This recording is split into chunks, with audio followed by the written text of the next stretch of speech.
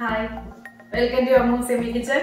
Now, I will show you a takali recipe. I will tomato rice and takali salad. Now, we will see tomato rice. Now,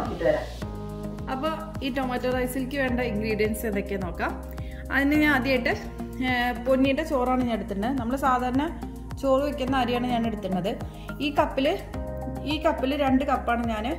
എടുത്തിട്ടുള്ളത് ഇന്ന് ഞാൻ നന്നായിട്ടൊന്ന് boil ചെയ്തിട്ടുണ്ട് ഇത് നമ്മൾ ഇങ്ങനെ ബോയിൽ ചെയ്യുമ്പോൾ ഞാൻ ഒട്ടി പിടിക്കാതെ ഇരിക്കാൻ ശ്രമിക്കണം കുറച്ച് ഒലർന്ന് കടക്കാനായിട്ട് നോക്കണം നിങ്ങൾക്ക് പൊന്നിയുടെ പകരം ബസ്മതി റൈസ് ആണെങ്കിലും കുഴപ്പമില്ല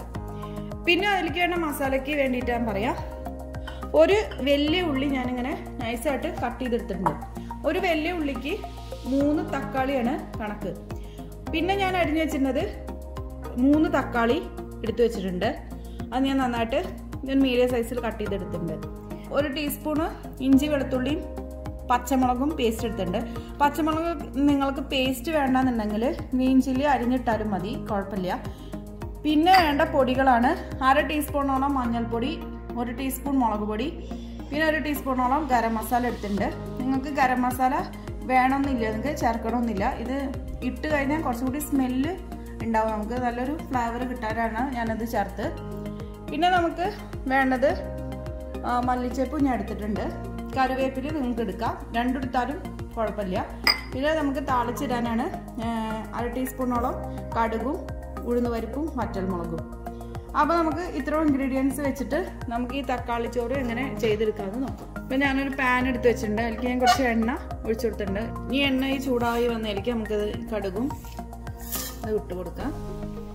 അപ്പോൾ ഈ കടുക് വറ്റൽമുളകും ഒക്കെ ഒന്ന് പൊട്ടിയിട്ടുണ്ട് ഇനി നമുക്ക് ഇതിലേക്ക് ഉള്ളി ചേർത്ത് കൊടുക്കാം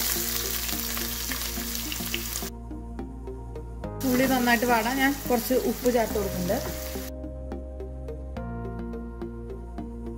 അപ്പോൾ ഉള്ളി നന്നായിട്ടൊന്ന് വാടിയിട്ടുണ്ട്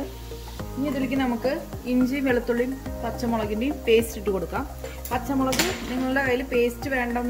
ഇല്ലാന്നുണ്ടെങ്കിൽ ഗ്രീൻ ചില്ലി അരിഞ്ഞിട്ട് കൊടുത്താലും മതി ഇനി നമുക്ക് ഇതിലേക്ക് തക്കാളി ആഡ് ചെയ്തെടുക്കാം ഇപ്പോൾ നമ്മളിട്ട് തക്കാളിയൊക്കെ നന്നായിട്ട് വെന്തുടഞ്ഞ് വന്നിട്ടുണ്ട് ഇനി നമുക്ക് ഇതിലേക്ക് പൊടികൾ ചേർത്ത് കൊടുക്കാം 1/2 ടീസ്പൂണ് മഞ്ഞൾപ്പൊടി 1 ടീസ്പൂണ് മുളക് പൊടി അതുപോലെ തന്നെ ഗരം മസാല ഇത് ചേർത്ത് കൊടുക്കാം നിങ്ങൾക്ക് ഗരം മസാല ചേർക്കണം എന്ന് താല്പര്യമില്ല എന്നുണ്ടെങ്കിൽ വേണ്ട ഓപ്ഷണലാണ് ഞാനത് ചേർക്കുമ്പോൾ നല്ലൊരു ഫ്ലേവർ ഉണ്ടാവും അതുകൊണ്ടാണ് ചേർത്തത് ഇത് കണ്ടോ എണ്ണയൊക്കെ നന്നായിട്ട് ഇങ്ങനെ തെളിഞ്ഞ് വന്നിട്ടുണ്ട്